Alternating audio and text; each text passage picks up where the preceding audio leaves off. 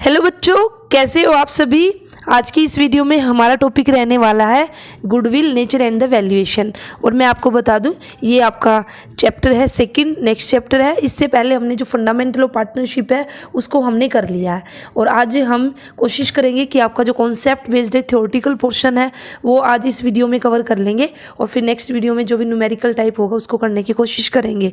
और इसी के साथ ही आपको इसकी जो PDF है, इस टॉपिक की PDF है, वो टेलीग्राम चैनल पर मिल जाएगी, जिसका लिंक आपको डिस्क्रिप्शन बॉक्स में मिल जाएगा।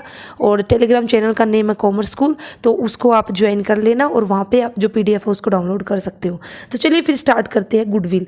तो सबसे पहले हम बात करेंगे मीनिंग ऑफ गुडविल। ठीक है, तो गुडविल का मीनिंग क्या है। तो देखिए गुडविल, तो गुडविल अगर मैं यहाँ पे बात करती हूँ तो गुडविल का मीनिंग है क्या, रेपुटेशन या फिर इमेज। ठीक है, अगर मैं बिल्कुल सिंपल वर्ड्स में बात करती हूँ, in simple words goodwill means the reputation और इमेज ऑफ एनी ऑर्गेनाइजेशन। कोई भी ऑर्गेनाइजेशन है, कोई भी कंपनी है, कोई भी एंटरप्राइज है, उसकी जो रेपुटेशन है, उसकी इमेज है, बिल्कुल सिंपल वर्ड्स में अगर मैं बताती हूँ तो उसको हम क्या बोलते हैं, गुडविल। हिंदी में अगर हम बात करते हैं तो गुडविल का मतलब क्या, ख्याति। तो बेसिकली गुडविल एक ऐसी चीज़ है कि भाई वैसे अगर हम यहाँ पे बात करें ना तो गुडविल का कोई अलग से भी कोई मीनिंग नहीं है। गुडविल अपने आप में कुछ भी नहीं है। गुडविल क्या है कि भाई गुडविल बेसिकली जो कस्टमर है ना उसको खींचने का काम करती है। एक बार कस्टमर अगर एक ऑर्गेनाइजेशन में गया, ठीक है, अगर उसकी गुडविल अच्छी है तो वह कस्टमर फिर से उस ऑर्गेनाइजेशन में आएगा। वही बेसिकली आपकी क्या कहलाएगी, गुडविल। तो इसलिए बिल्कुल सिंपल वर्ड्स में हमने बात किया है, किसी भी ऑर्गेनाइजेशन की रेपुटेशन को, इमेज को हम क्या बोलते हैं, गुडविल हम बोलते हैं। ठीक है, अब हम बात करेंगे यहाँ पे डेफिनेशन की। ठीक है, तो डेफिनेशन की अगर मैं बात करती हूँ, ये मैंने आपको मीनिंग बताया। अब डेफिनेशन क्या है, अलग अलग राइटर है जिन्होंने क्या किया, जो डेफिनेशन है वो दी है। ठीक है, अब यहाँ पे आपकी बुक में भी बहुत सारी आपको डेफिनेशन देखने को मिलेगी, तो आप किसी भी यहाँ पे राइटर की जो डेफिनेशन उसको उठा सकते हो। लेकिन यहाँ पे अगर मैंने जो डेफिनेशन ली इसको देखिए, ये आपका मीनिंग में भी हम इसको डाल सकते हैं डेफिनेशन। इसको हम बोल सकते हैं क्या, goodwill is an intangible asset which places an enterprise at an advantageous position due to which the enterprise is able to earn higher profits without putting extra efforts। तो यहाँ पे बेसिकली क्या बोला गया है, गुडविल क्या है, गुडविल एक इंटेंजिबल एसेट्स है। दो तरह की एसेट्स होती है, एक होती है टेंजिबल, एक इंटेंजिबल, वो मैं भी आपको बताऊंगी। तो गुडविल हमारी कौन सी एसेट है, गुडविल इंटेंजिबल है, मीन्स जिसको हम देख नहीं सकते। ठीक है, जिसको हम छू नहीं सकते। तो गुडविल हमारी एक ऐसी एसेट्स है intangible, which place an enterprise at an advantageous position due to which. ठीक है, तो इसमें क्या बोला गया कि गुडविल की वजह से एक एंटरप्राइज क्या है, उसको एक एडवांटेजियस पोजीशन उसको मिलती है। क्या, उस पोजीशन की वजह से वो क्या करती है, वो हायर प्रॉफिट अर्न करेगी। अगर हम एक नॉर्मल एंटरप्राइज की बात करते हैं, अगर उससे कंपेयर करें तो जिसकी गुडविल होगी अच्छी, वह क्या करेगी, हायर प्रॉफिट अर्न करेगी विदाउट पुटिंग एक्स्ट्रा एफर्ट। बिना ज़्यादा एफर्ट लगाए ही वो एंटरप्राइज क्या करती है, ज़्यादा प्रॉफिट है उसको अर्न करती है। तो वो बेसिकली किसकी वजह से उसने जो प्रॉफिट है ज़्यादा अर्न किया, सिर्फ और सिर्फ गुडविल की वजह से। जैसे फॉर एग्जाम्पल आप किसी भी शॉप पे गए, एक तो आप ऐसी शॉप पे गए भी जिसकी रेपुटेशन है, जिसकी इमेज आपको पता है कि भाई इसका सामान तो अच्छा रहेगा। ठीक है, एक साथ में आपकी एक शॉप हो रहा है, उसकी वहाँ पे कोई भी गारंटी नहीं है। ठीक है, या कोई न्यू शॉप है वो ओपन हुई है, तो आप बताइए आप कौन सी शॉप पे जो सामान लेना पसंद करोगे, भाई जिसका पता है आपको, इमेज जिसकी आपको पता है कि भाई इसका जो सामान है वो ख़राब नहीं निकलता है, तो आप उसी के पास तो जाओगे ना। तो वो किसकी वजह से, आप किसकी वजह से उसके पास गए हो, उसकी गुडविल की वजह से आप उसके पास से गए हो। और उस गुडविल की वजह से ही वो एंटरप्राइज क्या कर रही है, जो हायर प्रॉफिट है वो अर्न कर रही है। वो कोई ज़्यादा एक्स्ट्रा एफर्ट नहीं लगा रही है, लेकिन फिर भी वो क्या कर रही है, जो हायर प्रॉफिट है उसको अर्न कर रही है। ठीक है, तो एक तरह से हम बोल सकते हैं कि भाई जो आपका गुडविल है, ये एक गुडविल एक ऐसी थिंग है जिसको हम डिस्क्राइब, ईजी वे में डिस्क्राइब भी कर सकते हैं और कहीं ना कहीं इसको डिफाइन करना डिफ़िकल्ट भी है। ठीक है, और बेसिकली ये आपका क्या बेनिफिट है, एडवांटेज है किसकी, जो भी आपकी ऑर्गेनाइजेशन है उसका जो भी नेम है, ठीक है, जो उसकी, जो मैंने बार बार मैं आप लोगों को बोल रही हूँ, रेपुटेशन है उसकी। ठीक है, तो यही इसी का बेनिफिट है, एक कंपनी है, एक ऑर्गेनाइजेशन उसको मिलता है, और वो वही बेसिकली आपकी क्या कहलाती है, गुडविल आपकी कहलाती है। ठीक है, अब हम बात करेंगे की फीचर्स ऑफ, ठीक है। इससे पहले हम बात करेंगे, जैसे कि मैंने अभी बात की थी एसेट्स की, तो दो तरह की आपकी एसेट्स है, ठीक है। दो तरह की एसेट्स की हमने बात की थी। दो तरह की एसेट्स हमारी कौन कौन सी है, टेंजिबल एसेट्स और इनटेंजिबल एसेट्स से। तो गुडविल हमारी कौन सी एसेट्स थी, इनटेंजिबल। तो अभी मैं आपको थोड़ा सा एक्सप्लेन कर देती हूँ, टेंजिबल एसेट किसको बोलते हैं, इनटेंजिबल। वैसे आपको पता होगा, फिर भी अगर कोई ऐसा बच्चा जिसको नहीं पता तो उसके लिए, तो tangible assets are the assets which are physical existence, जिसका क्या फिजिकल एग्जिस्टेंस है, ठीक है। It means they can be seen. Tangible asset को आप देख सकते हो, टच कर सकते हो। फॉर एग्जाम्पल जैसे लैंड है, बिल्डिंग है, प्लांट है, मशीनरी है, ये सारी की सारी क्या कहलाएगी, टेंजिबल एसेट। वहीं पे अगर मैं बात करती हूँ इनटेंजिबल एसेट की, तो intangible assets are the asset which do not have physical existence. इनका जो एग्जिस्टेंस है वो फिजिकली एग्जिस्टेंस नहीं है, आप इसको देख नहीं सकते, छू नहीं सकते, ठीक है। They can not be seen and touched, उसको देखा नहीं जा सकता, छू नहीं जा सकता। तो इसमें सबसे ऊपर एग्जाम्पल आएगा इंटेंजिबल में किसका, गुडविल है, पेटेंट आपका, ट्रेडमार्क है, ये सारे के सारे किसके एग्जाम्पल आपके इंटेंजिबल। जैसे अभी हमने बात की, आप किसी भी शॉप पे गए, जैसे नाइकी है, ठीक है, जैसे नाइकी है, नाइकी की जो गुडविल है, ठीक है, या एडिडास है, ठीक है, इनके जो प्रोडक्ट है वो लेना हम पसंद करते हैं, लेकिन क्या हम जो रेपुटेशन है, जो इमेज है, उसको हम देख सकते हैं या छू सकते हैं क्या। कहने का मतलब क्या है कि भाई जो फिजिकल एग्जिस्टेंस है वो आपको दिखाई देता है क्या, नहीं ना। वो बेसिकली क्या है, उसकी गुडविल है, ठीक है। और उसकी वजह से फिर इनका प्रोडक्ट खरीदना हम पसंद करते हैं, क्योंकि बोलते हैं ना भाई ये तो कंपनी का सामान है, ये तो मैंने भाई एडिडास के शू लिए हैं और ये अच्छे चलेंगे, एडिडास के है। तो ये उन्होंने अपनी क्या करके एक रेपुटेशन बना रखी है, मार्केट में अपनी गुडविल है उसको क्रिएट कर रखा है। तो गुडविल हमारी क्या है, एक इंटेंजिबल एसेट है, जिसको हम ना तो छू सकते ना देख सकते, ठीक है। अब हम बात करेंगे जो हमारा नेक्स्ट टॉपिक होगा, की फीचर ऑफ द गुडविल। वैसे तो बहुत सारे आपको यहाँ पे देखने को मिल जाएंगे फीचर गुडविल के, लेकिन हम सिर्फ कुछ मेन कुछ की फीचर्स की बात करेंगे। तो देखिए वे हमारे कौन कौन से हैं। तो सबसे पहले अगर मैं यहाँ पे बात करती हूँ, जो फर्स्ट फीचर जो हमारे फीचर रहेंगे, तो देखिए सबसे पहले तो आपका ये, अगर देखिए आपको उससे किसी का भी फीचर्स पूछा जाए, कभी भी आप कोई भी टॉपिक करते हो, अगर आपने उसका मीनिंग अच्छे से कर लिया ना, तो फीचर्स तो अपने आप ही हो जाएंगे। तो सबसे पहला जो फीचर है वो क्या होगा, इंटेंजिबल एसेट। वो ये मैंने आपको बिल्कुल अच्छे से बता ही दिया है, ठीक है। गुडविल क्या है, जिसका फिजिकल एग्जिस्टेंस नहीं है, तो इसलिए, और ये बेसिकली हमारे क्या है, एक इंटेंजिबल एसेट्स है। सेकंड हमारा फीचर क्या है, it is not an fictitious asset, ठीक है, ये एक फिक्टिशियस एसेट नहीं है। तो सबसे पहले हमें पता होना चाहिए फिक्टिशियस का मतलब है काल्पनिक, ठीक है, जिसकी हम सिर्फ कल्पना करते हैं, इमेजिनरी हम जिसको बोल सकते हैं। ऐसा नहीं है कि भी गुडविल सिर्फ एक इमेजिनरी है, काल्पनिक है, ठीक है।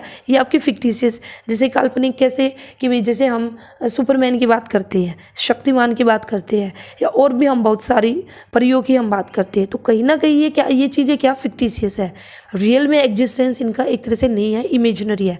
लेकिन गुडविल ऐसी नहीं है, इंटेंजिबल तो है, इसको हम देख नहीं सकते, छू नहीं सकते, लेकिन हम ये नहीं कह सकते कि भाई ये एक फिक्टिशियस एसेट है, ये एक काल्पनिक है, इमेजिनरी है, एक तरह से इसकी कोई वैल्यू नहीं है, ठीक है। तो ये आपको याद रखना है कि भाई it is not a fictitious asset, ठीक है। नेक्स्ट हमारा, it helps in earning the higher profit.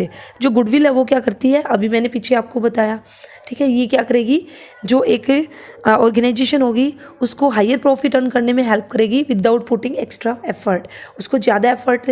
देखिए फिर से वही बात करूँगी, एक समोसे की शॉप है, ठीक है, एक तो 10 साल से है और एक ने अभी न्यू स्टार्ट की है, एक उसके पास में एक ने दुकान अभी स्टार्ट की है, एक ऑलरेडी 10 साल से है जो समोसा बेच रही है। तो आप बताइए, जो 10 साल से है इसके पास सब जा रहे हैं, इसको जानते हैं। ये जो न्यू है, ये ऐसा नहीं है कि इसके पास कोई कस्टमर नहीं जाएगा, इसके पास भी जाएगा, लेकिन कहीं ना कहीं इसने अपनी एक रेपुटेशन बना रखी है जो ऑलरेडी 10 साल से एग्जिस्टेंस में है। तो यहाँ पे कस्टमर की भीड़ ज़्यादा रहेगी और यहाँ पे रहेगी कम। तो यहाँ पे भीड़ ज़्यादा होने का मेन रीज़न क्या है कि भाई इसने अपनी एक इमेज क्रिएट कर रखी है, कहीं ना कहीं अपनी जो गुडविल है उसको क्रिएट कर रखा है, जिसने अभी स्टार्ट किया है। हो सकता है कि एक टाइम आएगा इसकी भी यहाँ पे वैल्यू होगी, यहाँ पे भी कस्टमरों की भीड़ हो सकती है, लेकिन जिसने न्यू अभी स्टार्ट किया उसको थोड़ा टाइम लगेगा, ठीक है। तो इस वजह से जो ऑलरेडी एग्जिस्टेंस में है वो जो उसके जो प्रॉफिट होंगे वे कहीं ना कहीं जो अभी न्यू एग्जिस्टेंस में एक एंटरप्राइज आई है उससे हायर प्रॉफिट होंगे। तो इसलिए, और ये किस वजह से हुए कि भाई इतने टाइम से वो काम कर रही है, अच्छा काम कर रही है, उसने अपनी एक इमेज बना ली है, उसके गुडविल की वजह से। तो इसलिए थर्ड पॉइंट क्या बना, it helps in earning the higher profit. Next है it is an attractive force which brings in customer. तो ये तो है ही भाई, जिसकी गुडविल जितनी अच्छी होगी तो कस्टमर वहीं पर जाना पसंद करेगा। ठीक है, तो इस वजह से ये एक क्या है, अट्रैक्टिव फोर्स है जो क्या करती है, जो कस्टमर है उसको अपनी तरफ खींचती है, कस्टमर को लेके आती है। ठीक है, इसलिए यहाँ पे बोला गया है। नेक्स्ट हमारा फिफ्थ जो फीचर होगा, the value of the goodwill is subjective. The value of the goodwill is subjective as it depends on the assessment of the valuer. तो भाई जो वैल्यू है, ठीक है, वैल्यू क्या है, सब्जेक्टिव है। सब्जेक्टिव का मतलब क्या है कि भाई किसी भी फर्म, कोई भी ऑर्गेनाइजेशन है, उसकी अगर आपसे वैल्यू उसकी जो गुडविल की अगर वैल्यू पूछी जाए तो भाई आप क्या बताओगे। जो अलग अलग पर्सन होंगे, जो वैल्यूअर होगा, वे सब अलग अलग बात करेंगे। जैसे मैं एडिडास कंपनी की बात करती हूँ, इसकी अगर आपसे कोई गुडविल पूछ ले, मे भी हो सकता है कि कोई कहेगा भी इसकी 400 करोड़ गुडविल है की वैल्यू है जो, ठीक है, कोई बोलेगा कि 1000 करोड़ इसकी गुडविल की वैल्यू है, कोई बोलेगा 600 करोड़ है। तो यहाँ पे बेसिकली क्या है, जो वैल्यू है गुडविल की वो सब्जेक्टिव है, वह डिपेंड करेगी जो वैल्यूअर होगा उसके असेसमेंट पे डिपेंड करेगी। यहाँ पे कोई आप एक एग्जैक्ट ये नहीं बता सकते कि भाई इस कंपनी की गुडविल की वैल्यू ये है। ठीक है, वैसे आगे हम नेक्स्ट वीडियो में बात करेंगे, हम जो वैल्यू है उसको निकालते भी है, वहाँ पे जब हम मेथड्स की बात करेंगे, लेकिन वो हम आगे बात करेंगे। इसी तरह से आपके और भी कई फीचर्स हो सकते हैं। ठीक है, तो वह आप देख लेना, लेकिन जो की फीचर्स है उनकी हमने बात की है। अब हम बात करेंगे why there is need for valuing the goodwill. तो गुडविल की वैल्यू निकालने की ज़रूरत को क्यों पड़ी, हमें क्यों ज़रूरत पड़ती है कि भाई हमें जो ये फर्म है, जो ये ऑर्गेनाइजेशन है, इसकी गुडविल की वैल्यू है जो निकालनी चाहिए, हमें पता होना चाहिए कि भाई इस ऑर्गेनाइजेशन की गुडविल कितनी है। तो इसकी ज़रूरत क्यों हुई, या एक तरह से हम बोल सकते हैं कब कब हमें ज़रूरत पड़ सकती है। तो देखिए, सबसे पहले यहाँ पे जब भी when there is a change in the profit sharing ratio, अगर हमारा क्या होगा, जो प्रॉफिट शेयरिंग रेशियो है अगर वह हमारा चेंज होगा तो वहाँ पे हमें किसकी रिक्वायरमेंट होगी, वहाँ पे हमें बेसिकली जो गुडविल है उसकी वैल्यू हमें निकालनी पड़ेगी। अगर पार्टनर्स क्या करेंगे, अपना प्रॉफिट शेयरिंग रेशियो चेंज करेंगे। तो इसके रिगार्डिंग आपका पूरा चैप्टर है। ठीक है, तो पूरा चैप्टर हम अच्छे से करेंगे तो वहाँ पे आपको और अच्छे से समझ में आएगा। इसी के साथ ही हमें कब नीड है valuing the goodwill, when a new partner is admitted. जब एक नया पार्टनर फर्म के अंदर आएगा तो तब भी हम क्या करते हैं, जो गुडविल की वैल्यू है उसको कैलकुलेट करते हैं। तो ये भी आपका अलग से चैप्टर है, एडमिशन ऑफ अ पार्टनर करके। ठीक है, उसको भी अभी हम आगे धीरे धीरे करेंगे। नेक्स्ट है व्हेन अ पार्टनर रिटायर और डाई। जब भी एक पार्टनर अगर रिटायरमेंट लेगा या उसकी डेथ हो जाएगी तो उस टाइम भी हम क्या करते हैं, जो गुडविल है उसका वैल्यूएशन करते हैं, गुडविल की वैल्यू निकालते हैं। और ऐसा क्यों किया जाता है, बेसिकली इसका रीजन यही है। तो देखिए, मैं एक छोटा सा एग्जांपल बता देती हूँ। अगर एक पार्टनर वो रिटायरमेंट जा रहा है, ठीक है, या उसकी डेथ हो गई है या रिटायर जा रहा है, तो भाई उसको उसके हिस्से का जो भी प्रॉफिट है, उसकी जो भी कैपिटल है वो सब मिलेगा। तो कहीं ना कहीं उसको उसके हिस्से की गुडविल भी तो मिलनी चाहिए ना। उसने भी तो भाई कुछ ना कुछ एफर्ट किया है, इतने टाइम से वो इस फर्म के अंदर काम कर रहा था, तो उसने भी तो अपनी मेहनत उसमें दी है ना, उसकी गुडविल बनाने में। तो अब उसको गुडविल का कुछ ना कुछ तो हिस्सा मिलना चाहिए ना। तो इसलिए जब रिटायरमेंट होगी, डेथ होगी, तो उस टाइम भी हम क्या करते हैं, जो गुडविल है उसको वैल्यू करते हैं। और इसका भी आपका अलग से चैप्टर है। नेक्स्ट है हमारा when the partnership firm is sold as a growing concern. तो जब भी हम अगर जो फर्म है उसको अगर हम बेचेंगे, ठीक है, तो फिर से वही बात आ गई, भी हम बेचेंगे, जिसको भी देंगे। अब 10 साल से मैंने अपना बिजनेस खड़ा कर रखा है, लेकिन आज मैं मेरा बना बनाया बिजनेस है, उसको अगर मैं सेल कर रही हूँ तो जिसको जो बिजनेस खरीदेगा उसको कितना बेनिफिट है। भाई मेरे बिजनेस को 10 साल से सभी जानते हैं, मार्केट में एक अच्छी इमेज है, रेपुटेशन है। तो जो बंदा मेरा बिजनेस लेगा उसको चलाने में कोई दिक्कत नहीं होगी ना। तो इस वजह से कहीं ना कहीं वो किसकी वजह से, मेरी इमेज और रेपुटेशन की वजह से। तो अब मैं उस इमेज और रेपुटेशन के बदले कुछ ना कुछ वैल्यू तो लूँगी ना। तो कहीं ना कहीं जो गुडविल है, गुडविल तो मैं लूँगी ना, गुडविल की वैल्यू तो मुझे निकालनी पड़ेगी ना। और फिर जो मेरा सामान लेगा, मेरी जो बिजनेस लेगा, तो वो उस गुडविल की वैल्यू को देगा। तो इसलिए जब भी हम पार्टनरशिप फर्म उसको सोल्व करते हैं तो उसको बेसिकली वहाँ पे भी हम क्या करते हैं, जो गुडविल की वैल्यू है उसको हम डिटरमाइन करते हैं। व्हेन 2 और मोर फर्म अमलगमेट, ठीक है, जब 1, 2 या 2 से ज़्यादा फर्म आपस में मर्ज हो जाती है, मिल जाती है, मिलकर एक, अभी के लिए आप इतना ही समझिए, वैसे तो काफ़ी डिफरेंस है अमलगमेशन में, मर्जर में, लेकिन आप अभी के लिए इतना ही कीजिए, ठीक है। तो दो फर्म वो क्या हो गई, आपस में मिल गई और एक न्यू फर्म हमारी बनकर तैयार हुई, उसी को हम बेसिकली क्या कहेंगे, अमलगमेट कहेंगे। जैसे ए कंपनी है, ठीक है, एक हमारी बी कंपनी है, अब दोनों आपस में मर्ज हो गई है, अब न्यू कंपनी बन गई हमारी ए एंड बी कंपनी। तो उस केस में भी हम क्या करेंगे, जो गुडविल की वैल्यू है उसको हम निकालेंगे। नेक्स्ट हमारा when a partnership firm is converted into a company, तो वही अभी अगर हमने जो पार्टनरशिप फर्म है उसको किस में कन्वर्ट कर दिया, अगर हम उसको कंपनी में कन्वर्ट करने जा रहे हैं, तो यहाँ पे भी बेसिकली हम क्या करते हैं, जो गुडविल की वैल्यू है उसको हमें निकालने की ज़रूरत पड़ती है। तो ये हमारे बेसिकली रीजन है, ठीक है, जिनकी वजह से या कब कब हमें जो गुडविल है उसको वैल्यू करना पड़ता है, या हमें क्यों ज़रूरत पड़ी गुडविल की वैल्यू निकालने की, इन रीजन्स की वजह से ही हम क्या करते हैं, जो गुडविल की वैल्यू है उसको हम निकालते हैं।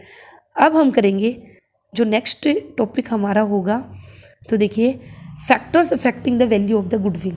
तो भाई कौन कौन से फैक्टर है जो एक फर्म है, ठीक है, उसकी जो गुडविल है उसकी वैल्यू को अफेक्ट करते हैं। भाई हम किस फर्म के पास जाना हम पसंद करेंगे, या किस ऑर्गेनाइजेशन के पास आप बार बार जाना पसंद करोगे, तो कहीं ना कहीं कुछ फैक्टर है जो गुडविल की वैल्यू है ना उसको अफेक्ट करते हैं, जो गुडविल है उसको बढ़ा भी सकते हैं उसकी वैल्यू को, कुछ फैक्टर ऐसे हैं जो उसकी वैल्यू को कम भी कर सकते हैं। तो वे हमारे कौन कौन से फैक्टर है, तो वन बाय वन हम बात करेंगे हमारे कौन कौन से फैक्टर है। तो यहाँ पे अगर मैं बात करती हूँ तो देखिए ये हमारे डिफरेंट फैक्टर है। तो सबसे पहले अगर मैं बात करूँगी बेसिकली अगर मैं बात करूँ तो goodwill of the firm is affected by the all factor which increase the earning capacity of the firm, ठीक है। तो वे सारे के सारे फैक्टर जो एक फर्म की अर्निंग कैपेसिटी को इंक्रीज करते हैं, तो उन सभी फैक्टर से हमारी जो गुडविल है वो अफेक्ट होगी। कैसे, फर्स्ट फैक्टर की अगर मैं बात करती हूँ, एफिशिएंट मैनेजमेंट। अगर हमारी मैनेजमेंट है, ठीक है, वो एफिशिएंट है, एफिशिएंट मीन्स अगर हमारी एक्सपीरियंस्ड मैनेजमेंट है, कैपेबल है, कॉम्पिटेंट है, तो वहाँ पे बेसिकली फर्म क्या करेगी, जो प्रॉफिट है हायर प्रॉफिट अर्न करेगी as compare to other firm, ठीक है। और कहीं ना कहीं इस वजह से फिर जो वैल्यू होगी एक फर्म की, जो वैल्यू ऑफ गुडविल होगी वो क्या होगी, इंक्रीज होगी। तो जो मैनेजमेंट है मैनेजमेंट पे डिपेंड करती है। देखिए आप ही देखिए, अगर आप कहीं पे गए, ठीक है, किसी डिपार्टमेंट में गए आप और वहाँ पे गए तो वहाँ पे आपने देखा मैनेजमेंट अच्छे, तो आप कितना खुश हो जाओगे, ठीक है, अरे यार बहुत अच्छे मैनेजमेंट कर रखी थी उन्होंने, एफिशिएंट मैनेजमेंट, इतने अच्छे से फटाफट से काम किया जा रहा था। तो वहाँ पे अपने आप ही जो वैल्यू ऑफ गुडविल है वो क्या हो जाएगी, इंक्रीज हो जाएगी। तो ये फर्स्ट फैक्टर है। अगर कहीं पे आप गए वहाँ पे मैनेजमेंट थी नहीं बिल्कुल भी, आप डिपार्टमेंट में गए, जो जहाँ पे जो लिखा हुआ था वहाँ पे वो काम हो ही नहीं रहा था, तो आप क्या कहोगे आगे, यार बिल्कुल बेकार मैनेजमेंट थी वहाँ की, बिल्कुल सिस्टम खराब था। तो कहीं ना कहीं जो मैनेजमेंट है वो क्या करेगी, अफेक्ट करेगी वैल्यू ऑफ गुडविल की। एफिशिएंट मैनेजमेंट अगर होगी तो डेफिनेटली जो वैल्यू ऑफ गुडविल होगी वो आपकी क्या होगी, इंक्रीज होगी, ठीक है। तो फर्स्ट फैक्टर आपका ये। सेकंड फैक्टर की अगर मैं बात करती हूँ तो सेकंड फैक्टर है फेवरेबल लोकेशन। तो जो business is located at a favourable place, अगर भी एक फेवरेबल प्लेस पर आपका बिजनेस लोकेटेड है तो वहाँ पे क्या होगा, कस्टमर है वो बार बार कस्टमर आएगा, कहीं ना कहीं आप लोगों की सेल इंक्रीज होगी और वैल्यू भी आपकी इंक्रीज होगी। अगर आपने अपना जो बिजनेस है वो ऐसी जगह लोकेट कर लिया जहाँ पे कस्टमर को पहुँचने में परेशानी होती है, जो आपका एरिया, ठीक है, जहाँ पे जो ऐसा जहाँ पे कस्टमर है या जहाँ पब्लिक प्लेस है वहाँ की बजाय आपने बिल्कुल एक रिमोट एरिया में अगर आपने अपना बिजनेस है उसको इस्टेब्लिश कर लिया तो वहाँ पे शायद कस्टमर कम आएंगे। तो इसलिए बोलते हैं, या बिल्कुल एक ले मैन लैंग्वेज में अगर मैं बात करती हूँ, अगर आपने अपनी शॉप है वो जंगल में जाके खोल ली, ठीक है, तो वहाँ पे कौन जाएगा, कोई जाएगा आपके पास नहीं ना। तो इसलिए सेकंड हमारा क्या है, एक फेवरेबल लोकेशन। अगर आपका बिजनेस लोकेटेड है एक फेवरेबल प्लेस पे तो वहाँ पे कस्टमर ज़्यादा से ज़्यादा आएंगे, ज़्यादा से ज़्यादा आपकी सेल, ज़्यादा से ज़्यादा सेल का मतलब क्या, ज़्यादा से ज़्यादा प्रॉफिट, ज़्यादा से ज़्यादा प्रॉफिट का मतलब क्या कि भाई आपकी जो गुडविल की वैल्यू है वो इंक्रीज होगी। थर्ड है फेवरेबल कॉन्ट्रैक्ट। अगर मैं यहाँ पे बात करती हूँ, ठीक है, कई बार क्या होता है, a firm has long term contract for the sale and purchase of the goods at a favourable price. तो कई बार क्या होता है, जो फर्म है उसको एक लंबे टाइम के लिए उसको कोई भी कॉन्ट्रैक्ट मिलता है एक फेवरेबल प्राइस पर, ठीक है। या फिर हम बोल सकते हैं कि भाई गवर्नमेंट की तरफ से अगर आपकी कंपनी है, आपकी कंपनी को गवर्नमेंट ने कॉन्ट्रैक्ट दे दिया, ठीक है, तो भाई कहीं ना कहीं ये आपके लिए क्या होगा, एक फेवरेबल आपके लिए कॉन्ट्रैक्ट हो जाएगा, क्योंकि जब बाद में अगर और कस्टमर भी आएंगे तो कहीं ना कहीं एक अच्छा इफेक्ट जाएगा कि भाई हाँ, ये कंपनी तो ना गवर्नमेंट काम भी कर रही है, ठीक है। जैसे रोड बना रही है, डैम बना रही है, तो भाई आपके पास ज़्यादा से ज़्यादा एक तरह से कस्टमर आएंगे। कहीं ना कहीं उनका एक जो ट्रस्ट है ना, वो यहाँ पे बिल्ड होगा कि भी सरकारी काम में जब इस कंपनी को लिया जा रहा है तो एक कंपनी अच्छी है। तो इसलिए फेवरेबल कॉन्ट्रैक्ट का मतलब यही है कि कई बार जो फर्म है उसको लॉन्ग टर्म कॉन्ट्रैक्ट, सेल और purchase of goods at a favourable price पर मिलते हैं, तो इससे भी जो प्रॉफिट है वो भी इंक्रीज होगा और जो गुडविल है एक फर्म की वो भी इंक्रीज होगी। नेक्स्ट है longer establishment of a business. तो ये तो है ही भी, जो बिजनेस जितना लंबे टाइम तक इस्टेब्लिश है, ठीक है, तो कहीं ना कहीं उसके पास जो कस्टमर बेस होगा वो ज़्यादा होगा, उसके पास ज़्यादा कस्टमर आएंगे और इसी वजह से फिर उसकी जो वैल्यू होगी वो जैसे ज़्यादा होगी गुडविल की। जैसे अभी मैंने बताया था, एक शॉप है, ठीक है, वो 10 साल से समोसा बेच रही है और एक अभी अभी खुली है, ठीक है, एक अभी न्यू आई है। तो आप ही बताइए कस्टमर बेस किसका ज़्यादा होगा, जो 10 साल से इसकी इमेज है, रेपुटेशन है, तो कहीं ना कहीं लॉन्गर इस्टेब्लिशमेंट हो चुकी है बिजनेस की। अभी आप बिल्कुल एक न्यू, यहाँ पे मैं एग्जांपल दे सकती हूँ, अभी जो ऑलरेडी यूट्यूबर है, ठीक है, अभी जैसे आप 11th-12th का जो भी आपका सिलेबस है ऑलरेडी जो है फेमस चैनल है, तो उनकी जो ऑडियंस है और अभी मैंने जस्ट स्टार्ट किया है जो मेरी ऑडियंस है, तो अब उसमें फ़र्क है ना। अभी मेरे बिल्कुल कम है ऑडियंस, क्योंकि मैं अभी न्यू एक तरह से एग्जिस्टेंस में आई हूँ, और जो ऑलरेडी पहले से एग्जिस्टेंस में है तो उनकी गुडविल भी ज़्यादा है। गुडविल ज़्यादा तो आप देख सकते हो कि भाई ऑडियंस उनके पास ज़्यादा जा रही है। लेकिन ऐसा नहीं है कि भाई हमारी नहीं होगी, धीरे धीरे हमारी भी हो जाएगी, लेकिन उसके लिए टाइम लगेगा, ठीक है। तो longer establishment of A business. अब नेक्स्ट अगर मैं बात करती हूँ एडवांटेजेस ऑफ ए पेटेंट्स, तो कई बार पेटेंट्स का मतलब क्या है, बेसिकली कई बार आपने कोई भी आविष्कार किया, कोई भी आपने इन्वेंशन की, तो कहीं ना कहीं उसका फ़ायदा आपको मिलेगा, ठीक है। तो जो आपने आविष्कार किया, जो आपने इन्वेंशन किया है, तो सरकार उसका क्या फ़ायदा देगी कि भी 5 साल तक आपको उसका राइट मिलेगा या 10 साल तक आपको उसका राइट मिलेगा। तो बेसिकली जो भी हमारा यहाँ पे जो फर्म है, ठीक है, अगर उसके पास उसने कोई भी नेसेसरी पेटेंट है वो उसके पास है, तो कहीं ना कहीं उसकी जो गुडविल है वो ज़्यादा अच्छी रहेगी as compare to other firm, ठीक है। इसी तरह से जो नेक्स्ट है हमारा एक्सेस टू सप्लाईज, ठीक है।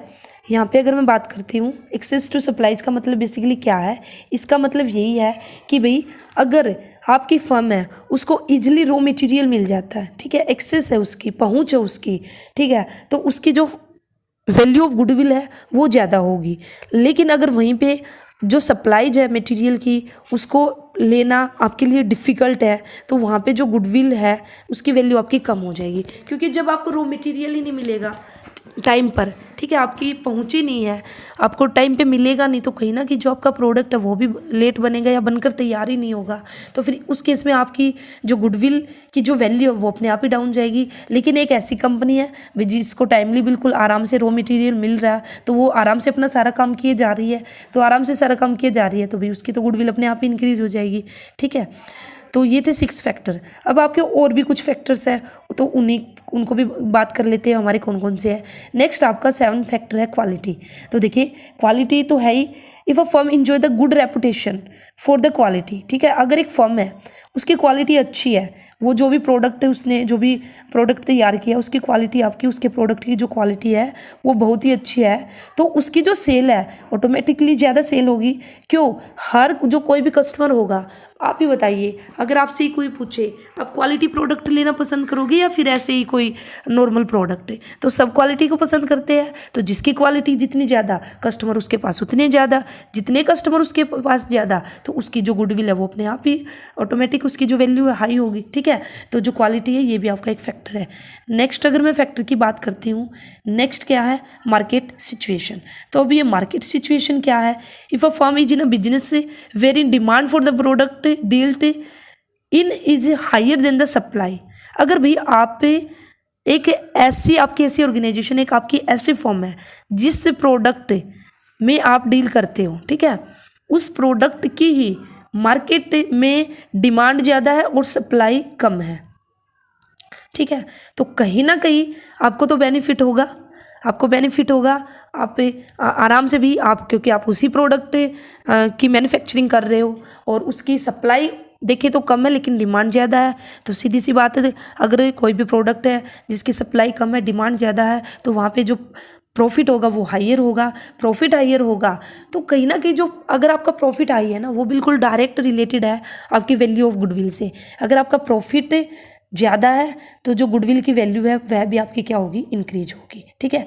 नेक्स्ट है आपका जो नेक्स्ट फैक्टर है रिस्क एसोसिएटेड विद बिजनेस, और उससे लास्ट है हमारा नेचर ऑफ बिजनेस। तो देखिए सबसे पहले बात करेंगे रिस्क एसोसिएटेड विद बिजनेस से।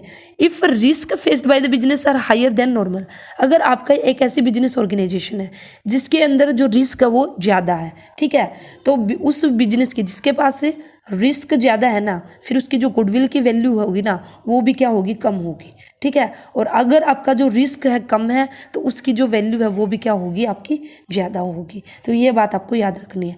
नेक्स्ट आपका नेचर ऑफ द बिजनेस। अब नेचर की अगर मैं बात करती हूँ तो भी डिपेंड करता है कि भाई आप किस तरह के प्रोडक्ट में डील करते हो। अगर आपके प्रोडक्ट की डिमांड ज़्यादा है, जिस प्रोडक्ट में आप डील करते हो उसी की डिमांड ज़्यादा है, ठीक है, और फिर से वही बात आ गई, जिससे प्रोडक्ट में आप डील करते हो उसकी डिमांड ज़्यादा लेकिन कहीं ना कहीं सप्लाई कम है, तो इसका बेनिफिट आपको मिलेगा और इसकी वजह से आपका जो प्रॉफिट है वो हाई होगा। ठीक है। तो ये डिपेंड करेगा आपका नेचर ऑफ बिजनेस पर। नेक्स्ट फैक्टर की अगर मैं बात करती हूँ, 11th फैक्टर आपका पास्ट परफॉर्मेंस। तो भाई पास्ट परफॉर्मेंस पे तो डिपेंड करेगा। ठीक है। वे फर्म जो ज़्यादा अच्छी परफॉर्मेंस दे रही है, पिछले कई सालों से आप देख रहे हो कि भाई मैं तो ना इस शॉप से ना 5 साल से सामान खरीद रहा हूँ, इसकी परफॉर्मेंस है ना इतनी अच्छी है, इतनी अच्छी यार मैं क्या बताऊँ। तो कहीं ना कहीं आपने जो पास्ट परफॉर्मेंस है उसको भी चेक किया। अगर आपकी जो फर्म है, ठीक है, जो पास्ट परफॉर्मेंस है वो अच्छी है, तो वहाँ पे बेसिकली जो गुडविल है वो ऑटोमेटिकली आपकी क्या निकल के आएगी, हाई निकल के आएगी। नेक्स्ट है आपका मैनी अदर फैक्टर। ठीक है। आपके और भी बहुत सारे फैक्टर है, और बहुत सारे फैक्टर कौन कौन से हैं, जैसे कि भी आफ्टर सेल सर्विस। अगर आप की फर्म है वो आफ्टर सेल सर्विस प्रोवाइड कराएगी, ठीक है, तो कहीं ना कहीं उसकी गुडविल ज़्यादा मिलेगी। गुड कस्टमर रिलेशन, आपके जो कस्टमर उसके साथ रिलेशन कैसे है, जितने कस्टमर के साथ रिलेशन अच्छे उतने ही कस्टमर बार बार आपके पास आएगा, बार बार आपके पास आएगा, तो भी आपकी जो वैल्यू ऑफ गुडविल है वो इंक्रीज होगी। तो इस तरह से आपके काफ़ी सारे अदर फैक्टर हैं, तो काफ़ी आप ये डाल सकते हो अपने आप से भी। आप फैक्टर्स है उनको आप बना सकते हो भी किस वजह से जो वैल्यू ऑफ गुडविल है वो आपकी इंक्रीज हो सकती है। ठीक है। तो ये हमने किए क्या, फैक्टर जो अफेक्ट करते हैं वैल्यू ऑफ अ गुडविल। अब हम बात करेंगे टाइप्स ऑफ गुडविल की। तो यहाँ पे अगर मैं टाइप्स ऑफ गुडविल की बात करती हूँ तो there are the 2 types of the goodwill. 2 तरह की गुडविल की हम बात करेंगे, या हम बोल सकते हैं क्लासिफिकेशन ऑफ गुडविल की अगर मैं बात करती हूँ तो goodwill is of 2 types. Goodwill 2 तरह की है। 2 तरह की गुडविल कौन कौन सी है, तो देखिए फर्स्ट आपकी परचेज्ड गुडविल, सेकंड है आपकी सेल्फ जनरेटेड गुडविल और नॉन परचेज गुडविल। अब ये क्या है, तो सबसे पहले हम बात करेंगे परचेज्ड गुडविल की। तो परचेज गुडविल की अगर मैं बात करती हूँ, नाम से ही थोड़ा सा आइडिया लग रहा है अभी परचेज। इस गुडविल को तो हमने क्या किया, अभी परचेज किया, खरीद के लेके आए हैं, हमने अपने आप ये गुडविल नहीं बनाई है। ठीक है। जो भी इमेज है इस कंपनी की, जो भी रेपुटेशन है, ये मैंने खुद क्रिएट नहीं की है, कहीं ना कहीं ये मैंने खरीद लिया, परचेज मैंने इसको किया। तो परचेज गुडविल का मतलब क्या है, purchase goodwill is that goodwill for which the firm, purchase goodwill is that goodwill for which the firm has paid consideration. ठीक है। ये यहाँ पे थोड़ा सा यहाँ पे इसको ठीक कर लेना, आपको PDF में मिलेगी वहाँ पे, वैसे मैं बता देती हूँ। Purchase goodwill is the goodwill for which the firm has यहाँ पे पेड, ठीक है, हैज पेड कंसिडरेशन। तो उसको हम क्या कहेंगे, ये थोड़ा सा टाइपिंग एरर हो चुकी है। ठीक है। तो परचेज गुडविल आप सुन लीजिए मैं क्या बोल रही हूँ, आपकी बुक में भी होगा, इसको रहने दीजिए। ठीक है। तो क्या है, purchase goodwill is a goodwill for which the firm has paid the consideration in cash और काइंड। बस आपको यहाँ लिखना है हैज, यहाँ पे सेल्फ जनरेटेड को काट देना है गुडविल, नॉन परचेज को काट देना है। ठीक है। यहाँ पे लिखना हैज पेड, हैज के बाद आपको लिखना है क्या, has paid consideration, has paid consideration, ये लिख लेना, ठीक है, इन कैश और काइंड। तो भी परचेज का मतलब क्या है कि भी ऐसी गुडविल जिसको हमने खरीदा है, हैज पेड कंसिडरेशन, भाई उसके बदले हमने या तो कैश में उसको खरीदा है या फिर भी इन काइंड, या हमने और कुछ दिया है और उसके बदले हमने क्या किया, जो गुडविल है उसको हमने खरीद लिया, उसको हम कहेंगे परचेज गुडविल। फॉर एग्जाम्पल अगर मैं यहाँ पे बात करती हूँ, जब भी एक बिजनेस को हम परचेज करेंगे तो परचेज जो कंसिडरेशन होगा वो हमारा ज़्यादा होगा किससे, जो वैल्यू ऑफ नेट एसेट्स होगी, ठीक है, कि भी जो जैसे यहाँ पे फॉर एग्जांपल कैसे ले सकते हैं, जो वैल्यू ऑफ एसेट्स है ना वो तो 3 लाख रुपए बना कि भी मुझे 3 लाख रुपए देने हैं, लेकिन जिसका मैं खरीद रही हूँ ना बिजनेस, उसने जो यहाँ पे परचेज कंसिडरेशन है ना वो 5 लाख रुपए फिक्स किया है। तो भाई 5 लाख रुपए किस नाम के उसने फिक्स किए हैं, 3 लाख रुपए बने उसको देने। जब हमने चेक किया भी उसके एसेट्स है, उसकी लाइबिलिटीज है, आगे आगे जब हम एग्जांपल करेंगे ना तो अच्छे से समझ में आएगा आपको, लेकिन उसने 5 लाख डिसाइड किए, तो कहीं ना कहीं जो यहाँ पे परचेज कंसिडरेशन रहेगा वो क्या रहेगा, more than the value of the net assets. Net assets से उसकी जो वैल्यू वो ज़्यादा रहेगी, और इसी वजह से यहाँ पे अगर मैं गुडविल की वैल्यू निकालूँ तो 2 लाख मेरी गुडविल की वैल्यू निकल के आएगी, ठीक है, भाई 5 लाख मैं उसको दे रही हूँ, 3 लाख नेट एसेट बनती है, उसने परचेज कंसिडरेशन है वो 5 लाख फिक्स किया है, तो ये 5 लाख फिक्स करने का क्या मतलब है कि भाई 2 लाख इसमें किसके इंक्लूड है, गुडविल के। तो इसलिए यहाँ पे बोला गया है कि भाई परचेज गुडविल हम कैसे निकालते हैं, परचेज कंसिडरेशन, भाई जो परचेज कंसिडरेशन फिक्स हुआ है माइनस कर देंगे उसमें से हम नेट एसेट, और नेट एसेट हम कैसे निकालते हैं, नेट एसेट हम निकालते हैं जो भी हमारी एसेट होंगी उसमें से हम माइनस कर देंगे जो भी लाइबिलिटीज होंगी, तो ये माइनस करने के बाद हमारी क्या निकल के आएगी, नेट एसेट, और उसको नेट एसेट को हम माइनस कर देंगे परचेज कंसिडरेशन में से, तो ये आपका बेसिकली फॉर्मूला बन जाएगा परचेज गुडविल का, ठीक है। तो ये जैसे मैंने छोटे सा एग्जांपल भी आपको बताने की कोशिश की है। इसी के साथ ही आपको याद रखना है यहाँ पे एक बात, वैसे मैंने पीडीएफ में लास्ट में इंपॉर्टेंट नोट डाल के उसमें डलवा दिया, लेकिन फिर भी सुनिए ध्यान से, जो परचेज गुडविल है, जो हमारा अकाउंटिंग स्टैंडर्ड है AS 26 है, AS 26 है, अकाउंटिंग स्टैंडर्ड 26, वो क्या बोलता है, उसने स्पेशली बोला है कि जो परचेज गुडविल है उसी को हम क्या करते हैं, बुक्स ऑफ अकाउंट्स के अंदर रिकॉर्ड करके दिखाएंगे, ठीक है। अगर गुडविल परचेज्ड है तो उसको रिकॉर्ड करेंगे, अदरवाइज हम रिकॉर्ड नहीं करेंगे। आगे वैसे इसमें आगे अच्छे से और एक्सप्लेन करूँगी। अभी देखिए नेक्स्ट हमारा क्या है, सेल्फ जनरेटेड गुडविल और नॉन परचेज्ड गुडविल। नाम से ही थोड़ा सा आइडिया हो रहा है। अभी हमने बात की थी परचेज गुडविल, इट मीन्स उसको हमने खरीदा है, लेकिन ये क्या है, सेल्फ जनरेटेड, भाई हमने मेहनत की है खुद से, हमने खुद जनरेट किया है, हमने इसको परचेज नहीं किया। ये बोलते हैं ना मेरे खून पसीने की कमाई है। तो ये जो गुडविल है ना, जो ये मैंने आज ये शॉप खड़ी की है ना, ये दुकान जो मेरी खड़ी है ना, ठीक है, या मेरा जो बिजनेस खड़ा है ना, इसके लिए मैंने बहुत मेहनत की है, इसकी इमेज को बनाने में, इसकी रेपुटेशन को बनाने में, ठीक है, मुझे 20 साल लग गए, मुझे 10 साल लग गए, मैंने दिन रात मेहनत की है। तो वो जो रेपुटेशन उसने बनाई है ना दिन रात काम करके, उसको 10 साल लगे या 20 साल लगे हैं, वो जो इमेज बनी है ना, वो क्या है, आपकी सेल्फ जनरेटेड गुडविल है, कि भी खुद से जनरेट किया आपने, मेहनत से आपने जनरेट किया है। तो सेल्फ जनरेटेड गुडविल हमारी कौन सी होगी, self generated goodwill is the goodwill which is not purchase for a consideration. इसको मैंने भी खरीदा नहीं है पैसे दे के, ठीक है, मैंने इसको खरीदा नहीं है, but is earn by the efforts of management और द पार्टनर्स है। जो मैनेजमेंट है ना, उसने जो एफर्ट्स किए हैं, या जो पार्टनर्स हैं उन्होंने जो मेहनत की है, उस मेहनत से हमने इस गुडविल को क्या किया, अर्न किया है। तो इसको हम क्या कहेंगे, purchased goodwill, sorry self generated goodwill या फिर नॉन परचेज गुडविल, ठीक है। It is an internally generated goodwill which arise from the number of the factors, बहुत सारे फैक्टर्स हैं जिनकी वजह से ये हमारी अराइज हुई है, ठीक है, और इंटरनली जनरेटेड है, भाई इसको हमने इंटरनली क्या किया, जनरेट किया है। तो ये आपकी बेसिकली क्या कहलाएगी, सेल्फ जनरेटेड गुडविल या फिर नॉन परचेज गुडविल, ठीक है। तो यहाँ पे आप देख सकते हो, इसी के साथ ही जो सेल्फ जनरेटेड गुडविल है इसको हम रिकॉर्ड नहीं करते बुक्स के अंदर, ये मैंने अभी लास्ट में आपको बताया था। जो हमारी परचेज गुडविल होगी उसी को हम क्या करते हैं, रिकॉर्ड करते हैं। अभी एक मैंने छोटा सा एग्जांपल यहाँ पे डाला है ताकि आपको अच्छे से समझ में आए परचेज कंसिडरेशन के बारे में, किस तरह से जो वैल्यू ऑफ गुडविल है वो हम निकालते हैं। बिल्कुल एक छोटा सा एग्जांपल है। तो आप देखिए, X limited acquire the business of the Y limited. तो एक्स लिमिटेड उसने क्या किया, जो वाई लिमिटेड है ना उसका जो बिजनेस है उसको क्या किया है, एक्वायर किया है, ठीक है। तो for the purchase consideration of the 5 lakh. और यहाँ पे जो परचेज कंसिडरेशन है वो फिक्स किया गया कितना 5 लाख का, पेबल बाई चेक। और भी डिसीजन लिया है कि भाई जो पेमेंट हम करेंगे 5 लाख रुपए देंगे और वो चेक के थ्रू आपकी पेमेंट की जाएगी। The asset and the liabilities taken over. X limited ने एक्वायर किया ना किसका, वाई लिमिटेड का। एक्स ने एक तरह से खरीद लिया किसका, बिजनेस वाई का। और इन्होंने यहाँ पे जो सौदा किया ना वो 5 लाख रुपए में सौदा किया है। भी वाई ने कहा कि भी मैं 5 लाख रुपए लूँगा, क्योंकि वाई बेच रहा है ना, एक्स खरीद रहा है। और 5 लाख जो 5 लाख रुपए अब एक्स को देने हैं ना, वो कैसे देने हैं, चेक में उसको पेमेंट करनी है। ठीक है भाई, अब उसने पूरा बिजनेस ही लिया तो भाई उसने उसकी एसेट भी लिया और उसने उसकी लाइबिलिटीज भी ली है। अब यहाँ पे वैल्यू आपकी गिवन है कि भी कौन कौन सी एसेट थी, कौन कौन सी लाइबिलिटीज थी। ठीक है, तो अब देखिए, तो उसने एसेट भी लिया है एक्स ने और लाइबिलिटीज भी। एसेट में क्या क्या लिया उसने, फर्नीचर लिया 10,000 का, फिर उसने इन्वेंट्री लिए 7,50,000 की, डेटर लिए 1,50,000 के।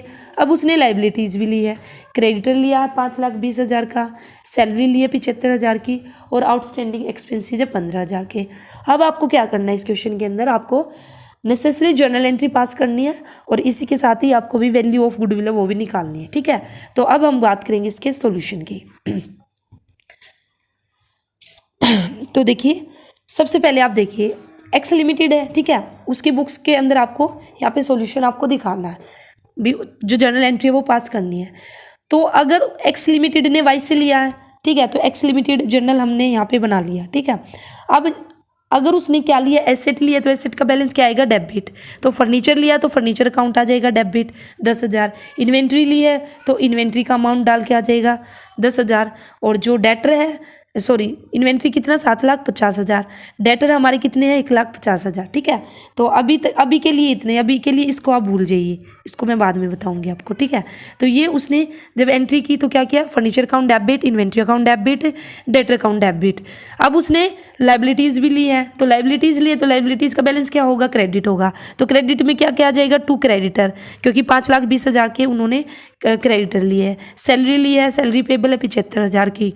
फिर उसने आउटस्टैंडिंग एक्सपेंसेस है 15,000 के। और इसी के साथ ही भाई ये भी तो एक्स की लाइबिलिटी है ना, परचेज कंसिडरेशन है, जो उसको वाई को कितना देना, 5 लाख वाई को देने हैं। ठीक है, तो टू वाई लिमिटेड यहाँ पे लिखेगा वो क्रेडिट साइड में, टू वाई लिमिटेड 5 लाख आपका क्या है, परचेज कंसिडरेशन है।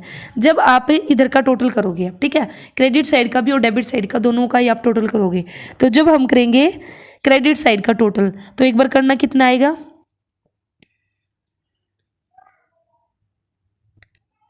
ये आ जाएगा आपका यहाँ पे 11 लाख। ठीक है, आई थिंक 11 लाख ही आएगा, हाँ 11 लाख आपका आ जाएगा क्रेडिट साइड का टोटल। ठीक है, 11 लाख आपका आ जाएगा।